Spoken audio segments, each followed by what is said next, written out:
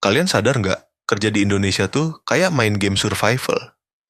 Banyak rintangannya. Setiap hari kalian berjuang, lawan waktu, lawan bos, lawan sistem, dan yang paling absurd, lawan harapan kalian sendiri. Beberapa waktu belakangan ini, ada beberapa konten yang menarik perhatianku. Dan, menurutku ini seru untuk dibahas, yaitu tentang permainan sistem kerja yang ada di Indonesia.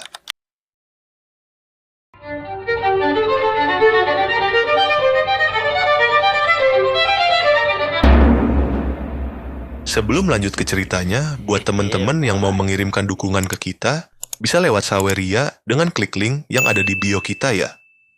Thank you. Jadi begini, mungkin dari kalian udah nggak asing lagi sama sistem kerja yang namanya orang dalam. Atau kalian pernah menemui rekan atau atasan kalian yang merekrut karyawan baru berdasarkan kerabat atau teman. Ini hal menarik yang mau aku bahas. Hal ini disebut nepotisme modern. Menurut Wikipedia, nepotisme modern mengacu pada praktik pemberian keuntungan, hak istimewa, atau posisi pekerjaan kepada kerabat atau teman dekat, meskipun mereka tidak memenuhi kualifikasi atau kompetensi yang diperlukan. Praktik ini dapat terjadi di berbagai bidang, termasuk politik, bisnis, hiburan, dan bahkan di lingkungan pemerintahan, yang artinya ini menimbulkan kurangnya transparansi dan pertimbangan kompetensi hingga pengaruh budaya dan kepentingan politik. Jadi nggak kaget kalau lihat beberapa orang yang berpendidikan tinggi tapi nggak kebagian pekerjaan. Jahat bukan? Hal ini juga menyebabkan nepotisme memungkinkan kelompok kecil untuk menguasai sumber daya negara dan menjadikan lingkungan kerja yang kurang sehat dan menurunkan semangat kerja.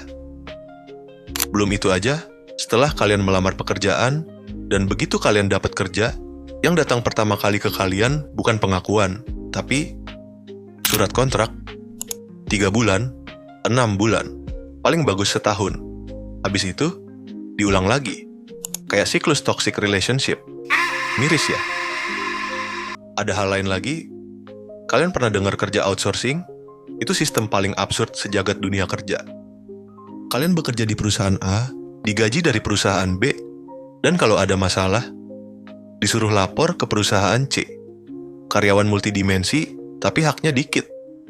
Dan karena bukan karyawan inti, maka mereka nggak dapat tunjangan layak, THR utuh, dan bahkan jaminan kepastian kerja.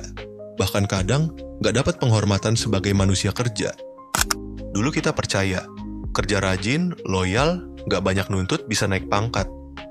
Fakta di lapangan, yang naik duluan justru anak bos, yang jago ngejilat, atau yang tahu cara main politik kantor. Sementara kalian tetap di posisi yang sama. Dengan beban kerja makin berat, gaji tetap, dan kadang disuruh ngajarin anak baru yang nanti malah jadi atasan kalian sendiri. Loyalitas dijual murah, sementara mereka obral tenaga kalian mahal-mahal. Ironis gak sih? S1, bahkan S2. Tapi gaji UMR. Kerja keras tiap hari, tapi nggak cukup buat beli rumah sendiri. Cicil motor, kontrakan, utang pay later, semua demi ngejar hidup yang katanya layak. Dulu sekolah buat dapat kerja, sekarang kerja buat bayar sekolah yang belum lunas. Kalian mungkin mikir, ya udah, kita lawan sistemnya. Tapi begitu mulai nuntut hak, kalian dibilang nggak bersyukur, atau lebih parah, dicoret dari daftar karyawan. Sistem ini nggak rusak. Sistem ini memang dibikin begini, buat diamin pekerja yang sadar. Dan, undang-undang ketenaga kerjaan ada, tapi implementasinya kadang cuma jadi pajangan. Selamat datang di dunia kerja Indonesia, di mana kalian bisa kerja sekuat tenaga, sebaik mungkin, tapi tetap dianggap replaceable. Karyawan datang dan pergi, perusahaan tetap berdiri. Tapi hidup lu bisa hancur kalau sistem ini nggak berubah. Jadi jangan cuma kerja keras, kerja cerdas. Sadarin diri, sadarin yang lain, karena satu-satunya yang bisa lindungin kalian, ya diri kalian sendiri. Sekian dari aku, thank you.